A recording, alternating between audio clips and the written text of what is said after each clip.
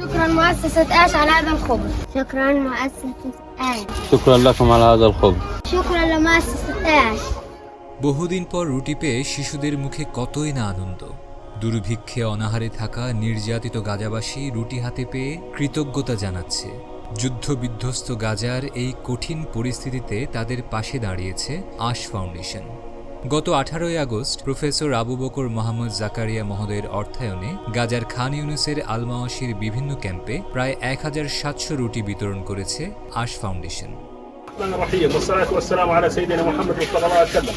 يتقدم جزيل الشكر والتقدير إلى الأخوة في مؤسسة آش وشعب بنغلاديش، كما نتقدم جزيل الشكر إلى الأستاذ الدكتور مفكر محمد زكريا على تقديم خبز إلى الأخوة النازحين في محافظة خان يونس. نسأل الله أن يبارك لكم في أهلكم ومالكم وعطاءكم متواصل لأهلكم في مخيمات الجوع. شكرا دام عطاءكم والسلام عليكم ورحمة الله وبركاته. আপনার একটুখানি সহায়তা হতে পারে ক্ষুধার্ত গাজাবাসীর বেঁচে থাকার আশার আলো।